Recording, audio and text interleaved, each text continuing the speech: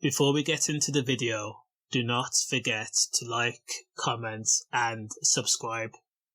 So 5 crazed gang members who could not give a damn about life have finally been convicted after they chased a 15-year-old teenager through Broadway Market in Hackney past Pat's diners who were out enjoying their meal.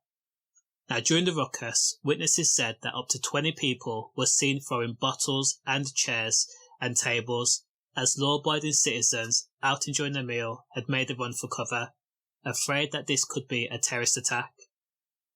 Now, as for the victim, the 15-year-old teenager, I'm not going to sit here and pretend that he was a saint and that his crime was unexpected, because reports say that the teenager and his friends were ambushed by a rival gang, and during the attack he was also found to be carrying his own machete.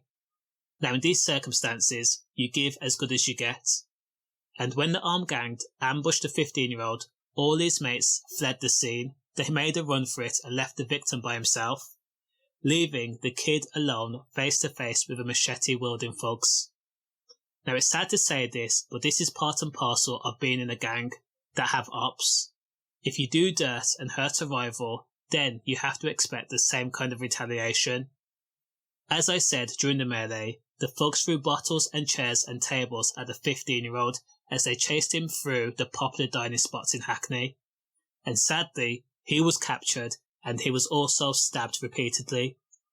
Officers arrived on the scene within 4 minutes and they found the 15-year-old suffering from multiple stab wounds.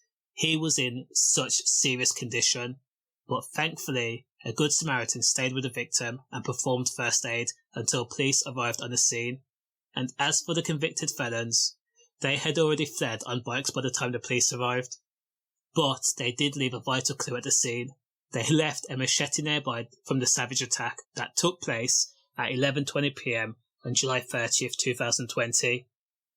Now during the investigation and subsequent arrests, police found out that one of the men responsible actually googled the attack to read, most likely pleased with his own handiwork. You can imagine him probably rubbing his hands together and smirking, thinking, yeah, I did this. Now, some of the people responsible boasted on Snapchat also saying that they were the real A-team, and I gather that was to antagonise rivals or ops.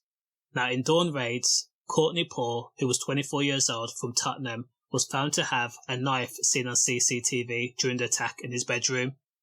Now, William Guy, who was 18 years old, was caught out by the step counter on his phone, which showed a significant number of steps at the time of the stabbing, and then immediately after, when he hid from police, there were no steps being made.